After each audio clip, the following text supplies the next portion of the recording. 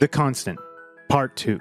After the last time I went to the junkyard, he kept on asking me to come, but I ignored him. My mind was clear after it had been foggy for a very long time, and I knew that I could not keep hanging out with him. He was not the same Ryan who had been my best friend when we were little, who had held my hand in the dark. He was the Ryan who had left me when I needed him in high school. When we had started school, we were thick as thieves. We were not popular, but we weren't social leapers. The only thing that was important to us was our friendship. Everything else came second. We promised each other that we would stick together. We would take the same classes as well as the same extracurricular activities. The pact lasted until lunch. He saw his cousin Rodrigo, who was in a biker gang. It was just my luck that he waved us over. Just as I was putting my tray on the table, Rodrigo shook his head at me. With my head bent, I left the table, and my friend did not even say a word in my defense. Later on, he came to find me and apologize. He told me that he had been initiated into the gang during the summer. Non-members were not allowed to sit at the table with them, but we could still be friends. I suggested for me to join, but he stopped me, stating that I did not need to pick up an interest in something just because of him. We remained friends, but we rarely saw each other. Over time, I began to resent him for the choices he had made that had broken us apart. He in turn would not abandon his family, so that signaled the end of our friendship and the start of our bitter rivalry. I was determined to become more respected in the school than him, to be even more popular than him. I started playing football. For a while, all I did was show up to training and sit on the bench at games. I was just a freshman and a newbie, so I was not that respected. That did not stop me. Instead, it drove me to do better. I trained day and night. I trained until I collapsed on our lawn. Nothing in the world could make me stop training. Eventually, I was playing in the second team, then the first team, and finally, my senior year, I became captain. He did not like the fact that I was becoming more popular than me, so he joined the team a year after I did. He did the best he could to beat me, and I fought back. We were two bulls in a corral. We were set to destroy one another. As my popularity rose, so did his, and I triumphed in watching his face fall whenever I scored a goal. I knew that he would never be happy for me as long as I was happy.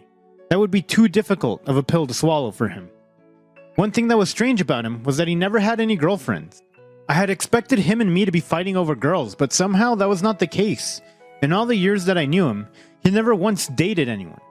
There were rumors of him being gay, but there was no proof. The main reason why I stopped going to the junkyard with him was that I believed he had an ulterior motive. He had been trying to ruin my life for the past few years. I would not let him get too close to me no matter what, so I had nipped it in the bud before the whole thing escalated. I got over what Steph had done for me soon enough and enjoyed the rest of my summer. I split my time between Anne, my friends, and the family business, which was a car dealership. My friends and I partied, went to the beach, had camping trips, did so much more during summer. Being with them helped me to clear my mind and focus on just being myself. Anne also seemed to be getting a lot better over the weeks. Soon she could walk a few steps on her own, albeit with a walking stick. She could not talk for a long time, but when she did, I made sure to drop everything that I was doing and talk to her. My parents were busy people. My dad was always out of town, attending one business conference after another, while my dear mother was always at some socialite gathering, so she was all I had. The only pure love I had known in my life was my sister's. Even when she was fully functional, she never abandoned me, as my parents did. She was such an angel. Work, on the other hand, kept me busy. I was working on the sales side of the business for the first time ever. The first few days were rocky, but I pulled through. I was just glad that I was not working on repairs. It was scorching hot, and the thought of doing manual labor in the heat was traumatizing. The workload had been a bit more for the past few weeks, so Dad had declined to hire an extra pair of hands. I was grateful that he did that instead of demoting me back to repairs. I was just signing off on the purchase of a car in my little corner office when there was a knock on the door. I stopped what I was doing and went to see who was at the door. I opened it to reveal the one and only Ryan. He was wearing scruffy jeans and a black t-shirt. For a while, I stood there, flabbergasted. He grinned when he saw me standing there. "Hey friend," he said. I slammed the door in his face. I cannot deal with him right now. I do not know what was wrong with him. Was he obsessed with me or something? I opened the door again, praying that he had just been a trick of the light, yet he stood there, still smiling at me. "Hey Luke, how's it going? Your dad told you to expect me?" "I'm going to be helping with the repairs of vehicles," he said. I had two contradicting thoughts at that very moment. Thank God he was here because of my dad and he did not follow me. And I was panicking because this meant that I was going to be seeing him every day for the whole summer. Oh, and the other thought in my mind was profanities, but let's keep the language PG. Oh, right. Nice to see you. Yes, my dad did tell me to expect someone. I smiled falsely. Come with me, and let me show you around the place, or do you want me to send someone who will show you around? I added that alternative option, hoping that he would take it. His lips formed into a smirk as he stood there looking at me. Oh, maybe you could, but I do want to get to know my new boss, he said, running his hands through his wavy brown hair. Darn it, this guy was mad. Oh, of course, and I'm not your new boss. That would be my dad. I'm more of a supervisor. Now, what would prompt my dad into doing such a shocking and horrendous thing to me? It was simple. He was doing his friend, who was Ryan's dad, a favor. Yeah, we might have been enemies, but our dads were very old friends. Do not get me started on how awkward Thanksgiving was for me and Ryan every year. Okay then, he smiled and turned around. I walked behind him and started showing him around the compound and introducing him to the other employees.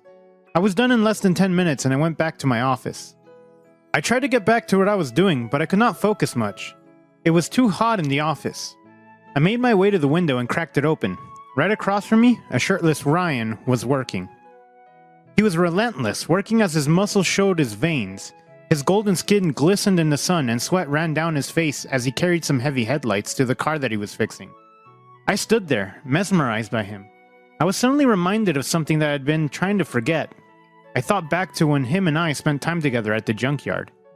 I snapped out of it just in time for him to turn around and catch my eye.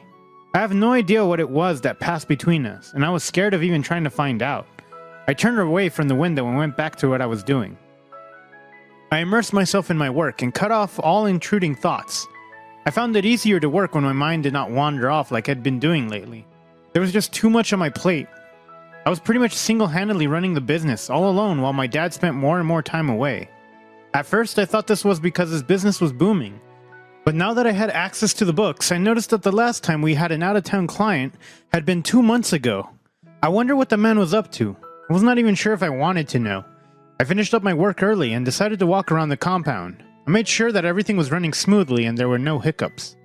I checked up on lunch every day and it turned out that everyone had taken their food except Ryan and me. That is when it dawned on me that I had forgotten to order gluten-free food for him.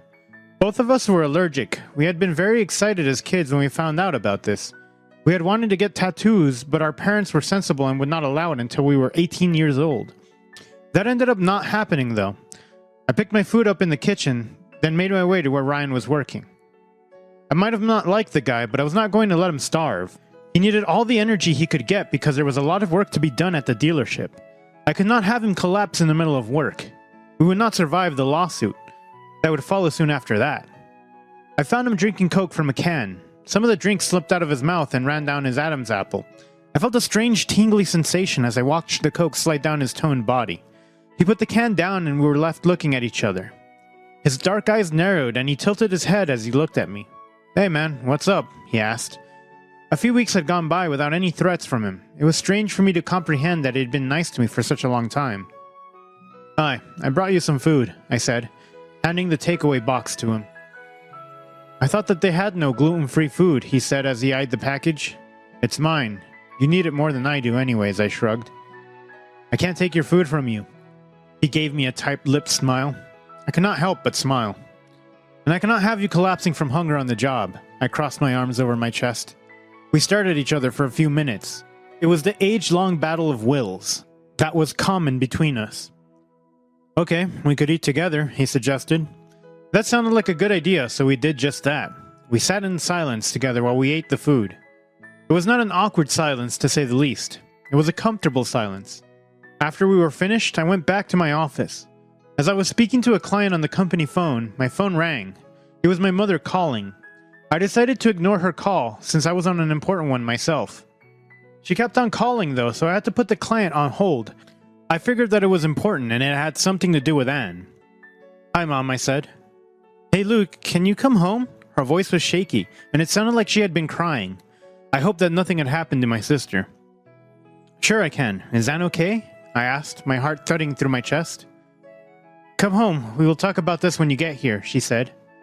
I flew out my door and was opening my car within seconds. I drove at a speed worthy of Fast and the Furious, and I was pretty sure I was going to get a couple of tickets in the mail. That was not the most important thing at the moment. I had to get home.